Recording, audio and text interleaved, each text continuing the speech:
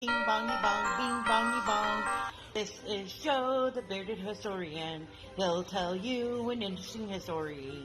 Be careful of his soldiers, they can be brats. This is Angel, she's an entity. She'll cause chaos and plant her hands at you. This is Sue, she likes spirits, not the alcohol. She's the reason this channel exists. This is David, he likes fire trucks. He's here occasionally. Bing bongy bong, bing bongy bong, bing bongy bong. We preserve his story. Okay, Dave Collar camping. I camp using hot tents, enjoy hikes along the ocean front here in Virginia. We'll spend time in woodshed, making wooden spoons and something. I don't know what that is. I'm afraid to spell it. If I try it, I'm going to pronounce it incorrectly. But lots of wood, lots of camping, lots of outdoor stuff. See, there's a wooden spoon right there. Hot tent. Big freeze. Not sure what he's doing there, and I'm not sure I want to know.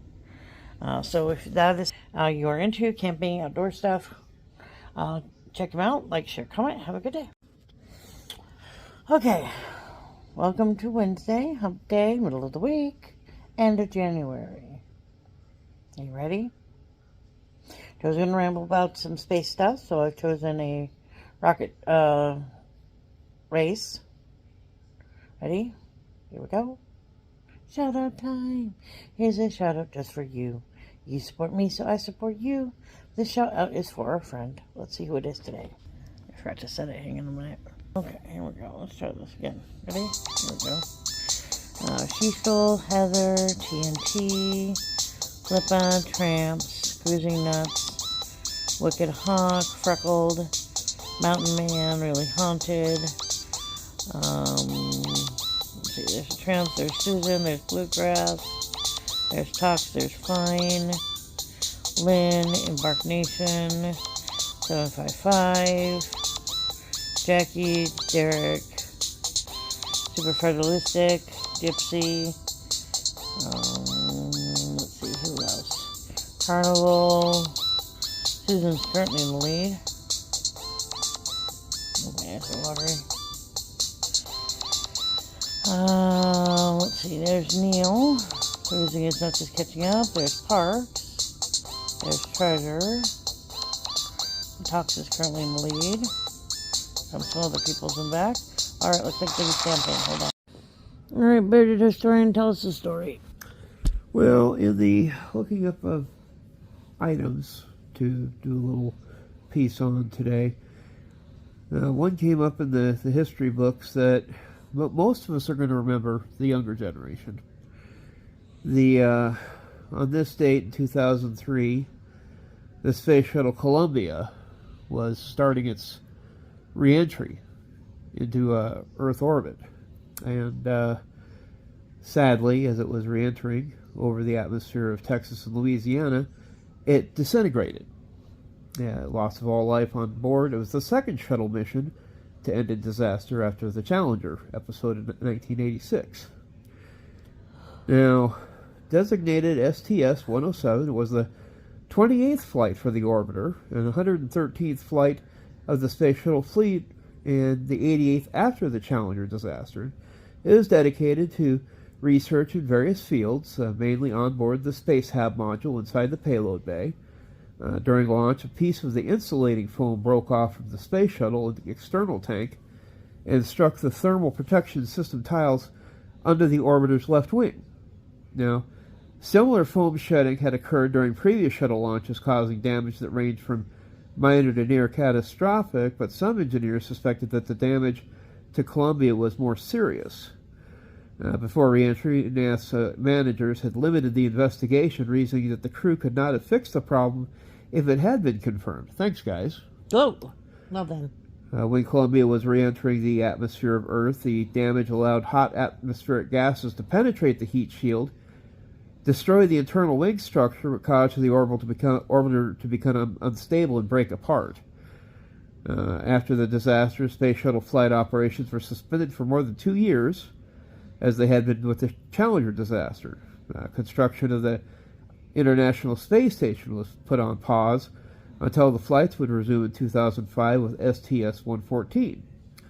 NASA made several technical and organizational changes to subsequent missions, including adding an on-orbit inspection to determine how well the orbiter's thermal protection system had endured the ascent, keeping designated rescue missions ready just in case irreparable damage was found. Except for one mission to repair the Hubble Space Telescope, subsequent space shuttle missions were flown only to the ISS to allow the crew to use it as a haven if damage to the orbiter prevented safe re-entry. The remaining orbiters were retired after the ISS was finished. Now, little background they've got. The Space Shuttle was a partially reusable spacecraft operated by NASA. Flew in space for the first time in April of 1981 and was used to conduct in-orbit research, deploy commercial military and scientific payloads.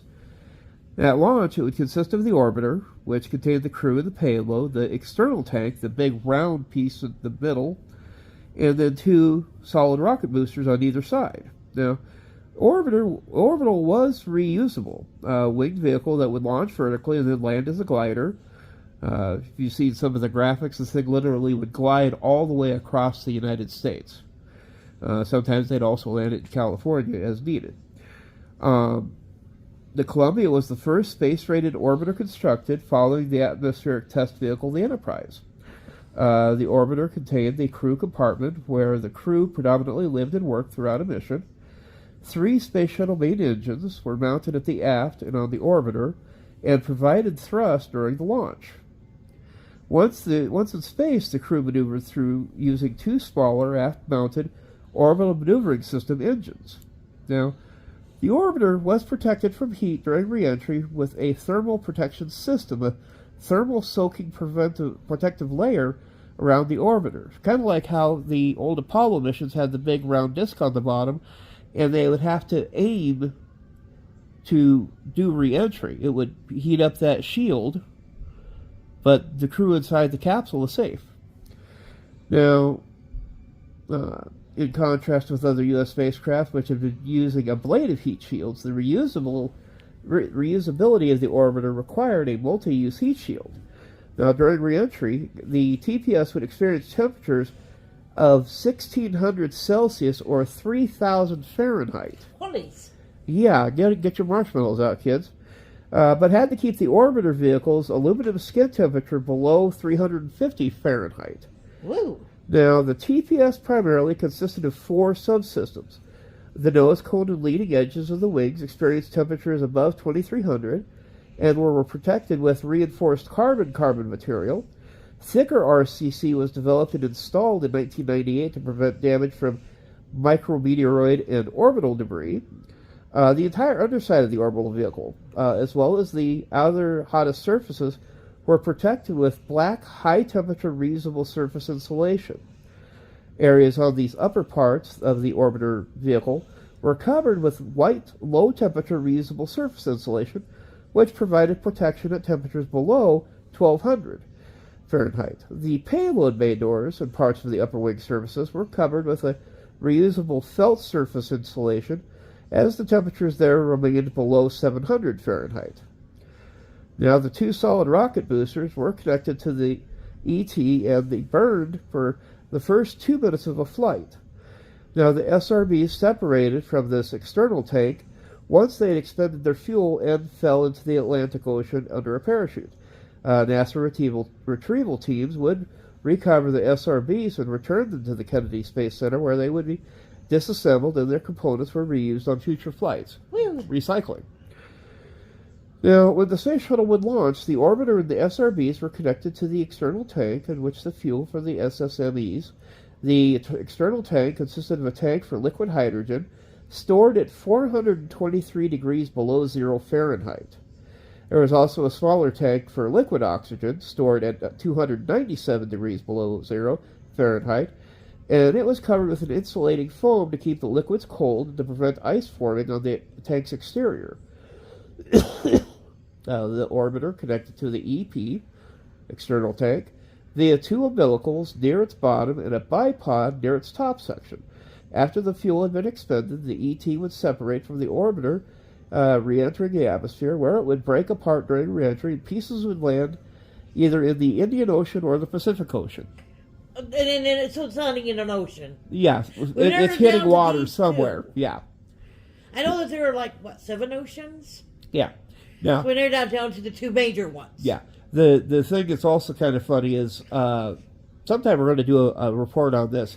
There's one particular section over in the Pacific Ocean that is literally a NASA graveyard. Woo! Whenever something is going to burn up, like a satellite or something, and they still have control and they know it's going to be coming in, they try to aim it for this slot over there. It's the deepest part of the ocean. And if I remember right, I think they even have a SR-71 fragments that, after it, they couldn't do anything with it, so they're like, well, let's go dump it out here, unceremoniously. Woo! Dump it. Now, debris strike concerns during the design process of the space shuttle a requirement of the external tank when it would not release any debris that could potentially damage the orbiter and the TPS. The integrity of the TPS components were necessary for the survival of the crew during reentry, and the tiles and panels are only built to withstand relatively minor impacts. On the first shuttle mission, the first space shuttle, the orbiter Columbia was actually damaged during its launch from a foam strike.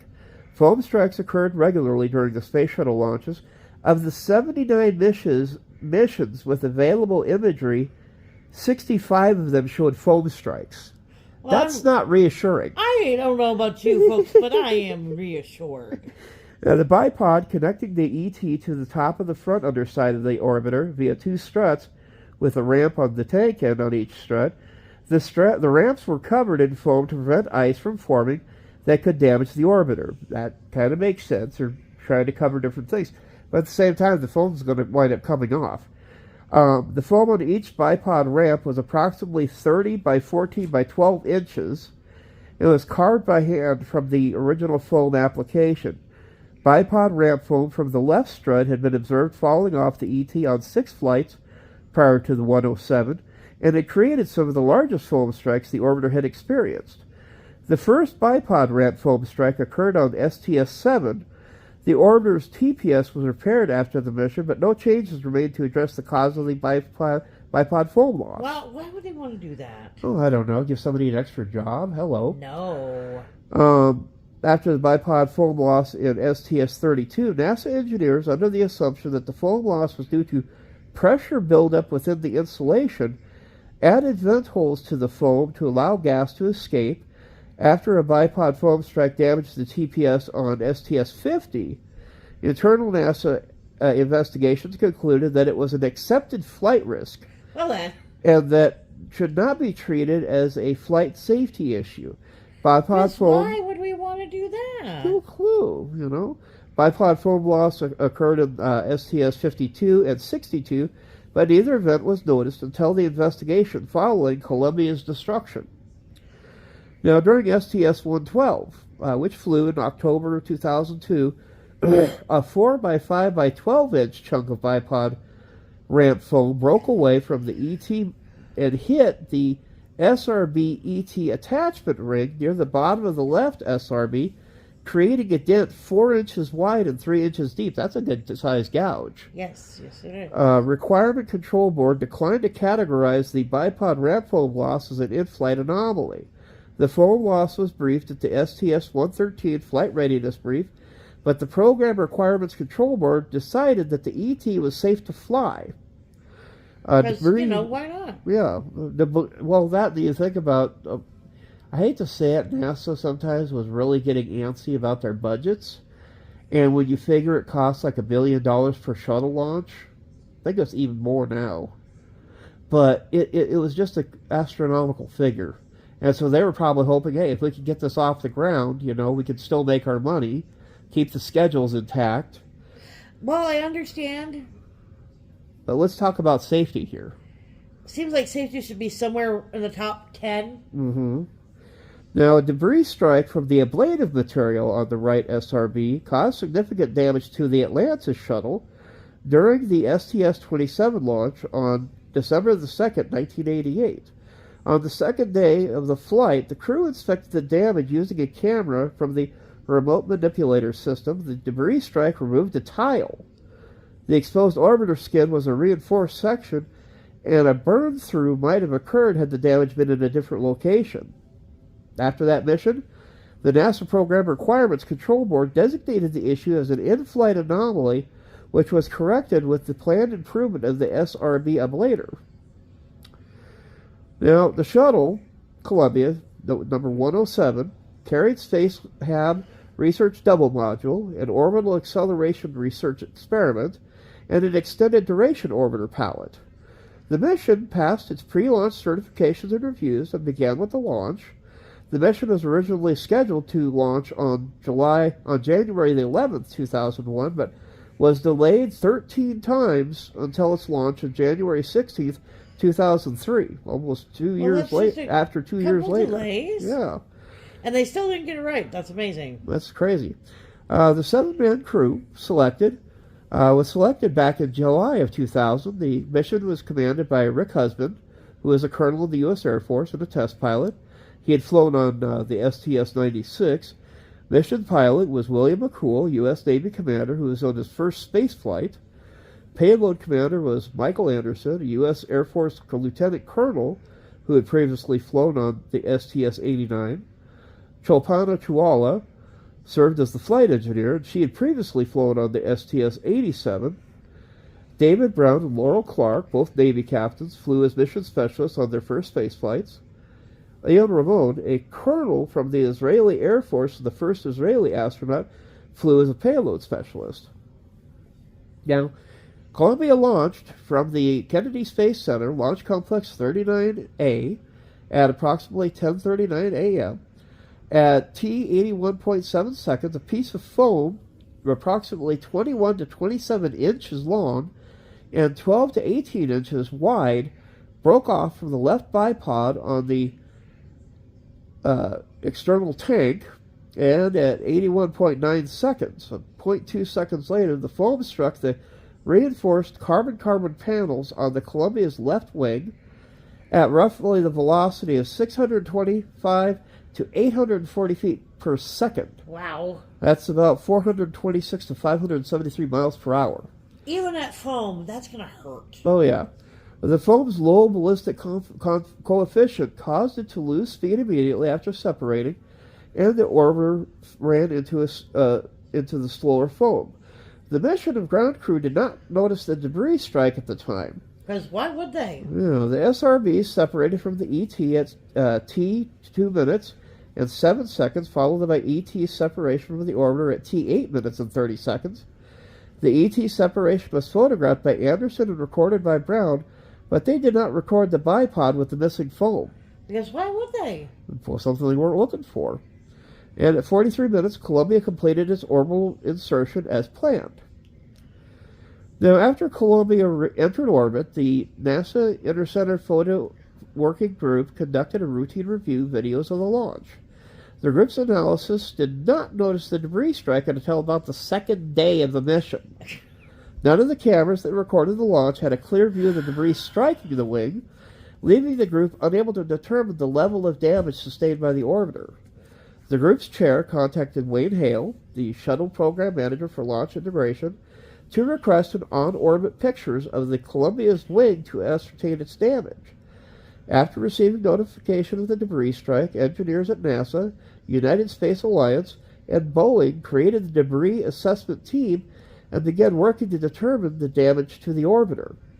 Intercenter Photo Working Group believed that the orbiter's RCC tiles were possibly damaged. NASA program managers were less concerned over the danger caused by the debris strike. Because why would that be important? Yeah, they're not the ones up in space. Boeing analysis attempted to model the damage caused by the orbiter's TPS from the foam strike.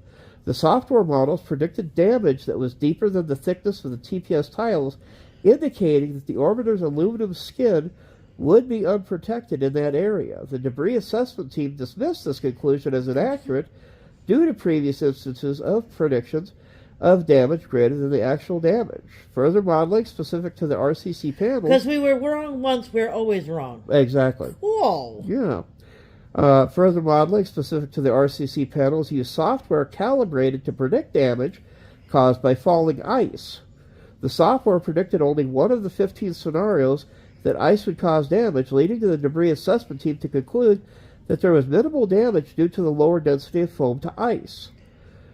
Now, to assess the possible damage to Columbia's wing, members of the debris assessment team made multiple requests to get imagery of the orbiter from the Department of Defense. These guys had cameras everywhere. Imagery requests were channeled through both the DoD Manned Space Flight Support Office and the Johnson Space Center Engineering Directorate. Hale coordinated the request through a DoD representative at the Kennedy Space Center. The request was relayed to the U.S. Strategic Command, which began identifying imaging assets that could observe the orbiter. The imaging request was soon rescinded by NASA Mission Management Team Chair Linda Ham after she investigated the origin of it. She had consulted with Flight Director Phil Engelhoff and members of the Mission Management Team who stated they did not have a requirement for imagery for the Columbia. Ham did not consult with the debris assessment team and canceled the imagery request on the basis that it had not been made through official channels. Lady, your astronauts are up in space. This is their lives we're talking about. It kind of reminds me of a lot of military, like, last-minute decisions. Well, because you didn't go through A, proper B, channels C to get to the decision, even if the decision was right. Maneuvering the orbital to allow its left wing to be imaged would have interrupted ongoing science operations. Ham dismissed the DoD imaging capabilities as insufficient to assess damage to the orbiter. She's not flying in space, people. Following the rejection of the imagery request, the debris assessment team did not make further requests for the orbiter to be imaged. Now, throughout the flight, members of the mission management team were less concerned than the debris assessment team about the potential risk of a debris strike. The loss of the bipod foam on STS-107 was compared to previous foam strike events, none of which caused the loss of an orbiter or crew. Ham, scheduled to work as the integration manager for STS-114, was concerned with the potential delays. Also, she was worried about her window to get into space. Gotcha. Not about the shuttle. Well, I guess I can understand that now. Mission management also downplayed the risk of debris strike in communications with the crew. On January 23rd, Flight Director Steve Stitch sent an email to husband McCool to tell him about the foam strike and informed them there was no cause for concern about damage to the TPS, as foam strikes had occurred on previous flights. Just because it happened before doesn't mean it's the exact same situation. Exactly, yeah. It says here,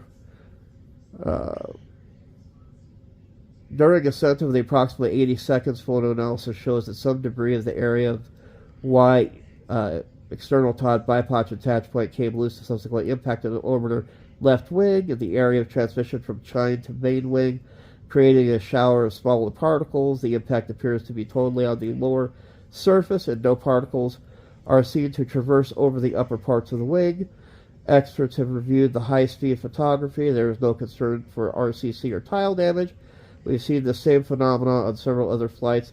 There's absolutely no concern for entry. Totally. No, let's just, Yeah. The crew was also sent a 15-second video of the debris strike in preparation for a press conference, but were reassured there was no safety concerns. Of course not. No. July 26th, the debris assessment team concluded that there were no safety concerns from the debris strike. The team's report was critical of mission management team for asserting that there were no safety concerns before the debris assessment team's investigation could be completed. On January the 29th, William Reedy, the Associate Administrator for Spaceflight, agreed the DoD imaging of the orbiter, but on the condition that it would not interfere with flight operations. Ultimately, the orbiter was not imaged by DoD during the flight, and the mission management team on January 31st, the day before it re-entered the atmosphere, the Launch Integration Office voiced Ham's intention to review onboard footage to view the missing foam, but concerns of crew safety were not discussed. Why would we want to discuss that? Now, Columbia was scheduled to re-enter the atmosphere and land on February the 1st. At 3:30 a.m. Eastern Standard Time, the entry flight control team started its shift at the Mission Control Center. On board the orbiter, the crew stored loose items and prepared their equipment for re-entry.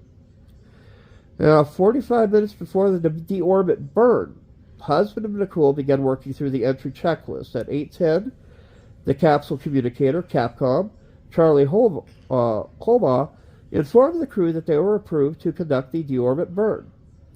At 8:15:30 seconds, the crew successfully executed the orbit burn, which lasted 2 minutes and 38 seconds.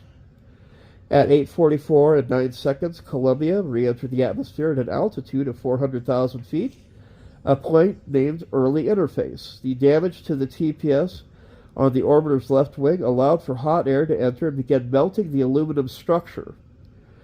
Now, 4.5 minutes after the entry interface, a sensor began recording greater than normal amounts of strain on the left wing. The sensor's data was recorded to internal storage, not transmitted to the crew or ground controllers. The orbiter began to turn, or yaw, to the left as a result of the increased drag on the left wing, but this was not noticed by either crew or mission control because of corrections from the orbiter's flight control system. This was followed by sensors in the left wing wheel reporting a rise in temperature. Well, that's not important. Now, the thing that really sucks about this whole thing is once you start re-entry, there's not a thing they could do. Right. You're like trying to stop a baseball that's been thrown. You can't suddenly hit a button and make the baseball stop. It's once you're committed, you're committed. Yeah. Now, at 8:53 and 46 seconds, Columbia crossed over the California coast, traveling at Mach 23. That's not fast. At an altitude of basically 70.6 kilometers, and the temperature of its wings' leading edges was estimated to be excuse me. Very nice. Estimated to be 2,800 Fahrenheit. Very nice. Yeah. Soon after it entered California airspace, the orbiter shed several pieces of debris. Events observed on the ground as sudden increases in brightness of the air around the orbiter. MAX officers reported the hydraulic sensors in the left wing had readings below the sensor's minimum detection thresholds. At 8:54:24, Columbia continued its re-entry, traveling over Utah, Arizona, New Mexico, and Texas, where observers would report seeing signs of debris being shed. At 8:58 and 3 seconds, the orbiter's aileron trim changed from the predicted values because of the increasing drag caused by the damage to the left wing. At 8:58 and 21 seconds, the orbiter shed a TPS title that would later land in Littlefield, Texas. It would become the westernmost piece of recovered debris. Wow.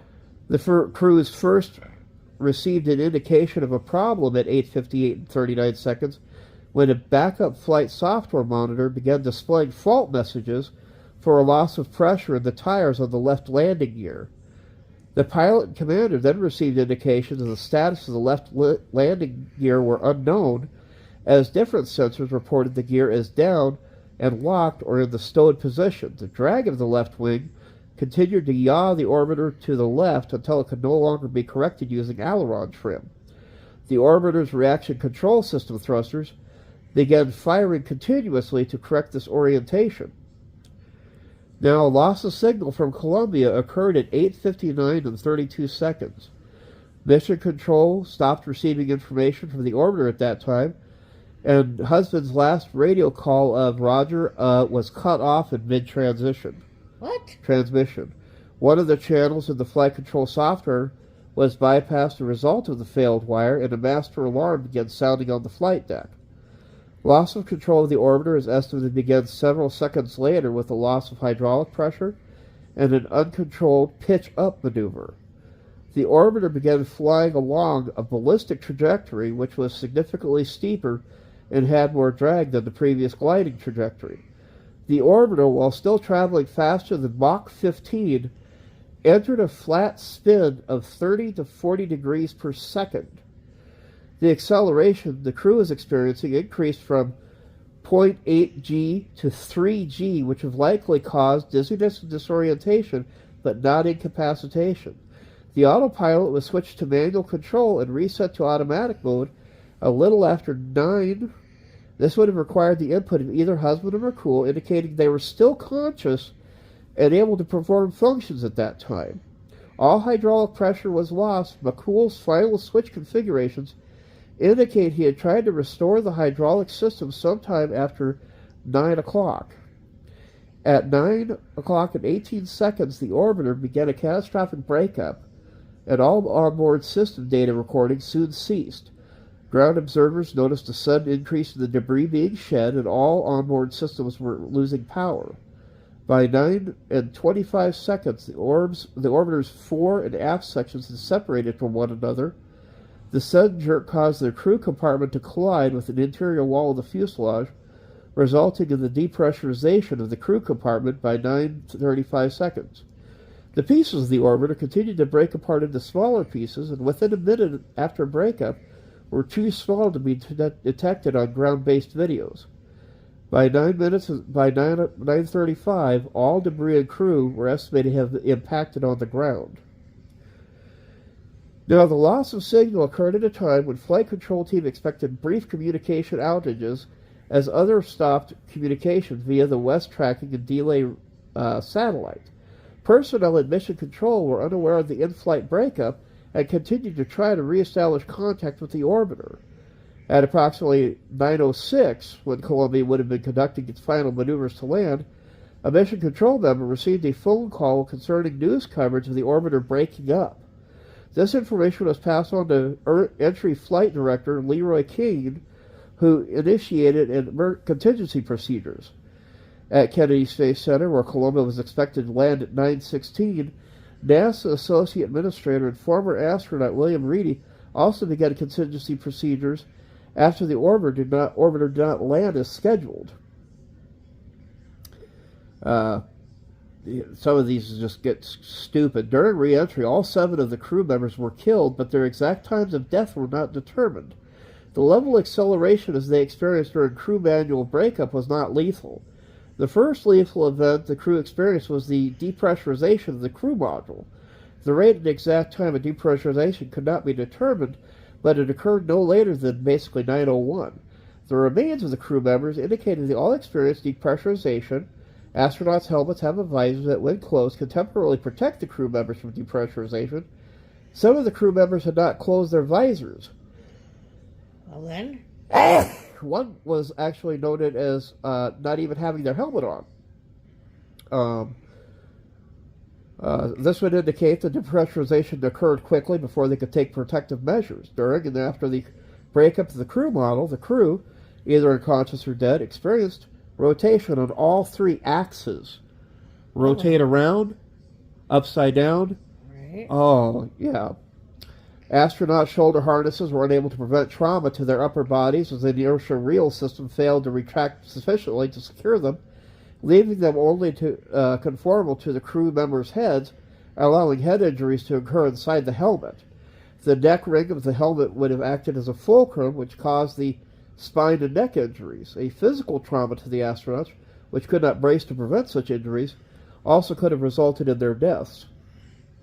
The astronauts also likely suffered from significant thermal trauma, hot gas entering the disintegrating crew module, burning the crew members, whose bodies were still somewhat protected by their ACES suits. Once the crew module fell apart, the astronauts were violently exposed to wind blast and possible shock wave, which stripped their suits from their bodies. The crew's remains were exposed to hot gases and molten metal as they fell away from the orbiter. After separation from the crew module, the bodies of the crew members entered an environment with almost no oxygen, very low atmospheric pressure, and both high temperature caused by deacceleration, extremely low ambient temperatures. Their bodies would hit the ground with lethal force. Well then. Now, President George W. Bush said in a televised address to the nation, "My fellow Americans, this day has brought terrible news and great sadness to our country. At 9 a.m. this morning, Mission Control in Houston lost contact with the Space Shuttle Columbia. A short time later, debris was seen falling from the skies above Texas. The Columbia is lost. There were no survivors." Now, after the orbiter broke up, reports came in from the Eastern Texas law enforcement offices of an explosion and falling debris. Astronauts Mark Kelly and Gregory Johnson traveled on a U.S. Coast Guard helicopter from Houston to Natagosius, and Jim Weatherby drove a team of astronauts to Lufkin to assist with recovery efforts. Debris was reported from East Texas through southern Louisiana, and recovery crews and local volunteers worked to locate and identify the debris. On the first day of the disaster, searchers began finding remains of the astronauts. Within 3 days of the crash, some remains from every crew member had been recovered. These recoveries occurred along a line south of Hemphill, Texas, and west of the Toledo Bend Reservoir. The final body of a crew member was recovered on February 11th. The crew remains were transported to the Armed Forces Institute of Pathology at Dover Air Force Base. Immediately after the disaster, Texas Army National Guard deployed 300 members to assist with security and recovery, and the Coast Guard Gulf Strike Team was assigned to help recover hazardous debris. Over the following days, the search grew to include hundreds of individuals from the EPA, the U.S. Forest Service, the Texas and Louisiana Public Safety Organizations, as well as local volunteers. In the months after the disaster, the largest ever organized ground search took place. NASA officials warned the dangers of handling debris as it could be contaminated by propellants. Soon after the accident, some individuals... You know this is going to happen. What? So soon after the accident, some individuals attempted to sell Columbia debris on the internet. No. Including on eBay. No. Officials at NASA were critical of these efforts, and the debris was NASA property and was needed for an investigation. A 3-day amnesty period was offered for the recovered orbital debris. Try to sneeze. No. And during this time, about 20 individuals contacted NASA to return debris, which included debris from the Challenger disaster. After the end of the amnesty period, several individuals were arrested for illegal looting and possession of the debris. Now, Columbia's flight data recorder, the famous black box, was found near Hemphill, Texas, 75 miles southeast of Natagosius, on March 19, 2003. Columbia was the first orbiter and had a unique flight data OEX, orbital experiments recorder, to record vehicle performance during the test flights. This recorder was left in Columbia after the initial shuttle tests were completed and began recording information 15 minutes prior to re-entry. The tape it recorded was broken at the time of the crash. Of course. But information on the orbiter's sensors could have been recorded beforehand.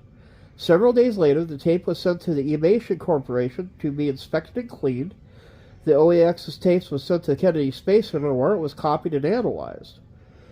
On March 27th, the Bell 407 helicopter that was being used in the debris search crashed due to mechanical failure. The crash killed the pilot, Jules M. Meyer Jr., and a Texas Forest Service aviation specialist, Charles Krennick, and injured 3 other crew members. Interestingly enough, a group of Canohilibus elegans worms, enclosed in aluminum canisters, survived re-entry and impact with the ground and were recovered weeks after the disaster. The culture, which was part of an experiment to research their growth while consuming synthetic nutrients, were found alive on April 28, 2003.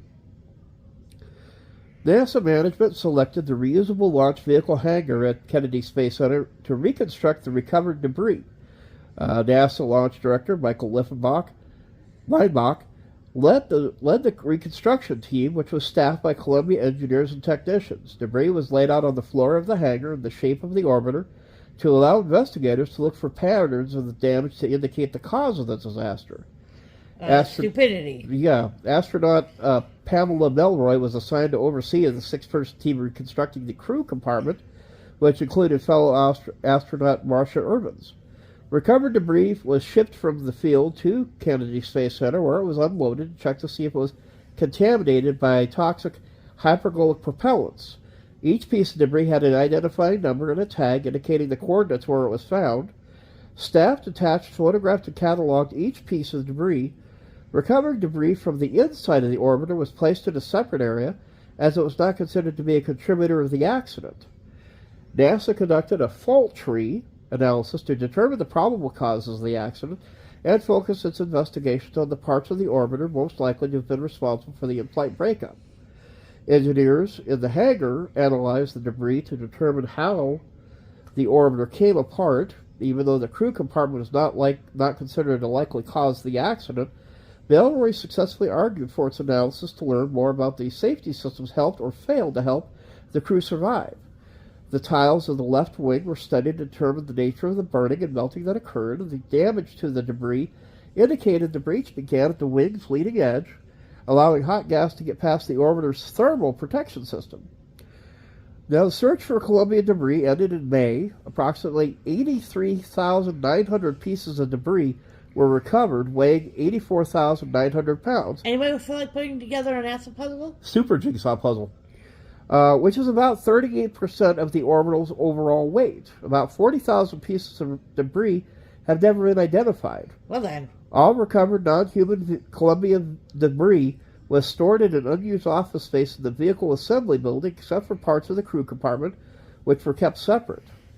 In July 2011, lower water levels caused by a drought revealed a 4-foot diameter piece of debris in Lake Natagachas.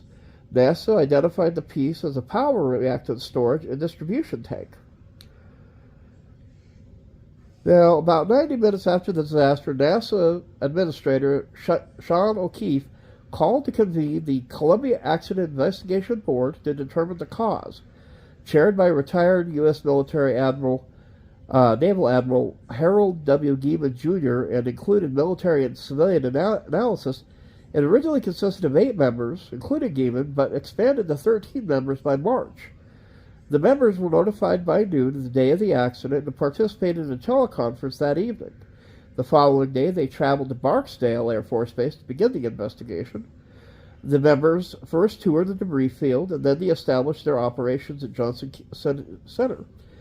They established 4 teams to investigate NASA management and program safety, NASA training and crew operations, the technical aspects of the disaster, and how NASA culture affected the Space Shuttle program. These groups collaborated and hired other support staff to investigate. They worked alongside the reconstruction efforts to determine the cause of the accident and interviewed members of the Space Shuttle program, including those who had been involved with the 107. They conducted public hearings from March until June and released its final report in August of 2003. After looking at the sensor data, they considered damage to the left wing as the likely culprit for the destruction. It investigated that recovered debris and the noted difference in heat damage between the 2 wings. RCC panels from the left wing were found to be in the western portion of the debris field, indicating it was shed first before the rest of the orbiter disintegrated. X-ray and chemical analysis were conducted on the RCC panels, revealing the highest level of slag deposits to be in the left wing tiles. Impact testing was conducted at the Southwest Research Institute, using a nitrogen-powered gun to fire a projectile made of the same materials as the ET bipod foam. Panels taken from the Enterprise, Discovery, and Atlantis were used to determine the projectile's effect on these panels.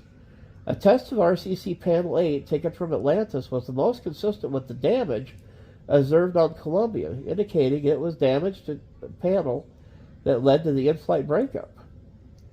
Now, they were critical of NASA's organizational culture and compared the current state of the NASA leading up to the Challenger disaster. They concluded that NASA was experiencing budget constraints while still expecting to keep a high level of launches and operations. Program operating costs were lowered by 21% over a 3-year period, despite a planned increase in yearly space shuttle assembly for the International Space Station.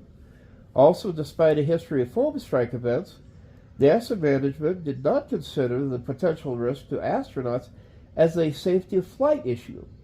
The CAB found that the lack of safety program led to the lack of concern over foam strikes. The board determined that NASA lacked the appropriate communications and integration channels to allow problems to be discussed and effectively routed and addressed. This risk was further compounded by pressure to adhere to the launch schedule for construction of the ISS. Now, in its report, CAB discussed potential options that could have saved the crew. They determined that the mission could have originally been extended for up to 30 days, after which the lithium hydride canisters that were used to remove carbon dioxide would have run out. On the STS-107, Columbia was carrying the Extended Duration Orbiter, which increased the supply of oxygen and hydrogen. To maximize the mission's duration, non-essential systems would have been powered down. The animals in the Space Lab module would have been euthanized. When it was launched, Atlantis was undergoing preparation for a launch on March 1st, 2003, and had NASA management decided to launch a rescue mission, an expedited process could have been begun to launch as a rescue vehicle. Oh. So, yeah, they had one on standby. Well, how dare they? Yeah, some pre-launch tests would have been eliminated to allow the launch on time. Atlantis could have launched with additional crew for EVAs and launched with a minimum required crew. It would have rendezvoused with the Columbia, and the STS-7 would have conducted EVAs to transfer to Atlantis. Columbia would have been remotely deorbited. As Mission Control would have been unable to remotely land it, it would have been disposed of in the Pacific Ocean. Again, the sea graveyard. What? CAM also investigated the possibility of an on-orbit repair of the left wing, although there were no materials or adhesives aboard Columbia that would have survived re-entry. The board researched the effectiveness of stuffing material from the orbiter, crew cabin, or water into the RCC hole. They determined that the best option would have been to harvest tiles from other places on the orbiter, shape them, and stuff them into the RCC hole. Given the difficulty of on-orbit repair and the risk of further damaging the RCC tiles... This like as, you know, with a boat sinking and we're just trying to shove things into the hole. Plug it, dude, plug it, you know. They determined that this likelihood of a successful on-orbit repair would have been low. So, really? Yeah, not seeing that work. Well, NASA's response, again, it was suspended. Space Shuttle program.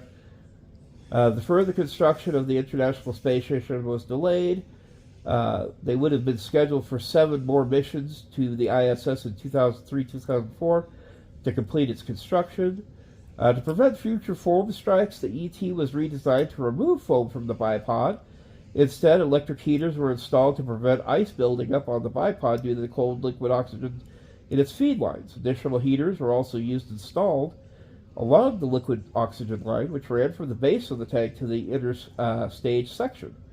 NASA also improved its ground imaging capabilities at the Kennedy Space Center to better observe and monitor potential issues that occur during launch. The existing cameras at the LC-39A, LC-39B, and along the coast were upgraded, and 9 new camera sites were added.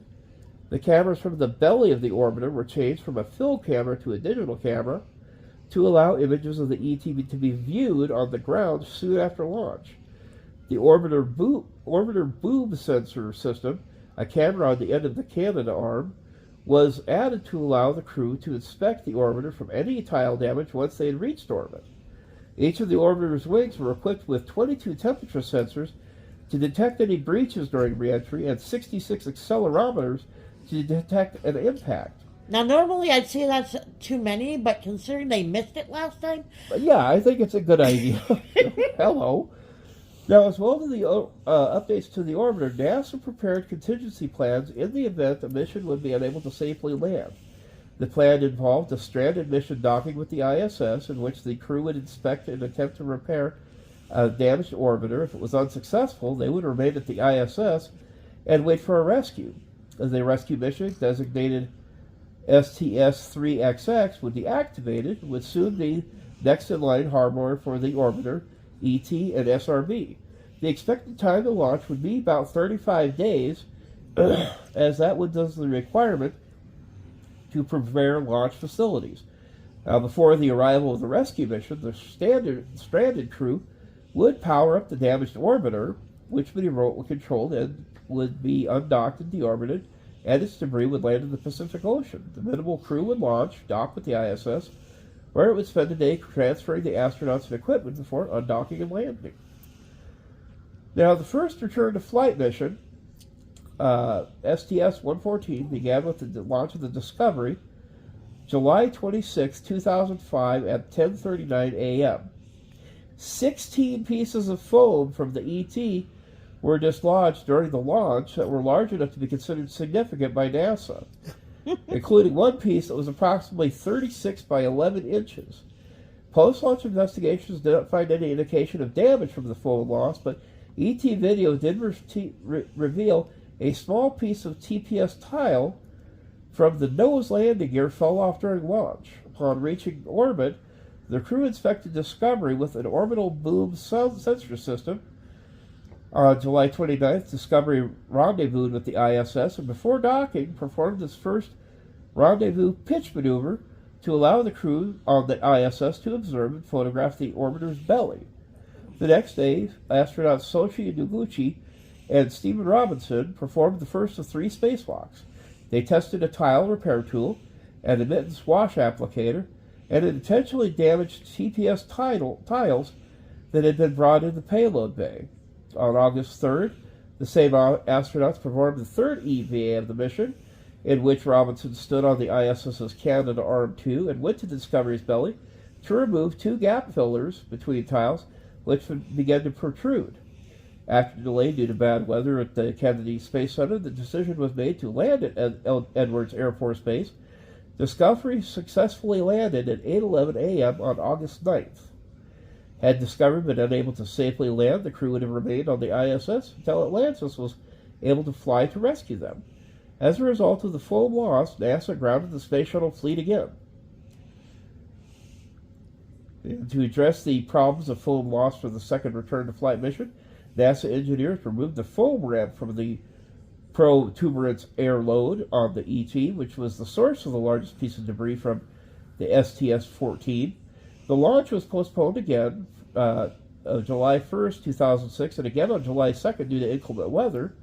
On July 3rd, a piece of foam approximately 3 by 0.25 inches and weighing 0.0057 pounds broke off the ET. The mission still launched as scheduled on 2:38 p.m. on July 4th, and upon reaching orbit, Discovery performed its post-launch inspections and docked at the ISS on July 6th. The orbiter carried a 28-foot remote control orbiter in-flight maintenance cable, which could connect to the flight deck systems to use the avionics system in mid-deck. It would also allow the spacecraft to be launched remotely, to include controlling the landing gear and deploying the parachute.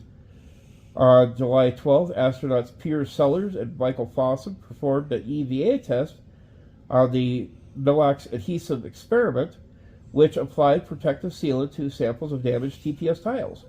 Discovery undocked from the ISS on July 14th and safely landed on July 17th at 9:14 a.m. Woo! Had the crew been stranded, NASA prepared to launch Atlantis to rescue them from the ISS. Now, in January 2004, President Bush announced the vision for space exploration, calling for a space shuttle fleet to complete the ISS and then be retired by 2010, to be replaced with a newly developed crew exploration vehicle for travel to the Moon and Mars. In 2004, NASA Administrator Sean O'Keefe canceled the planned servicing of the Hubble Space Telescope and decided future missions would be rendezvous with the ISS to ensure the safety of the crew. In 2006, his successor, Michael Griffin, decided to have one more servicing mission to the telescope, STS-125, which flew in May of 2009. The retirement of the space shuttle was delayed until 2011, in which no further crewed spacecraft were launched from the United States until 2020, when SpaceX's Crew Dragon Demo 2 mission successfully carried NASA astronauts Doug Hurley and Robert Bacon to the ISS. But that's basically been a snapshot of the NASA program's space shuttle after the major episode that they had with the last breakup of the shuttle. They broke up and then boom. Yeah, now they're still presently working on ways to get us back up to the moon, and they've showed some really cool video of some of their launch rockets, and they've also shown some really big explosions. Right. So even when we were working with the Apollos to try to get to the moon, there were baby steps and there were stumbles. I'm hoping sometime before I die, we'll get back up to the moon and maybe on to Mars. But this has been the Bearded Historian. You folks have a good week, and we'll see you next week. Or next month, or next year. Who knows? Who knows?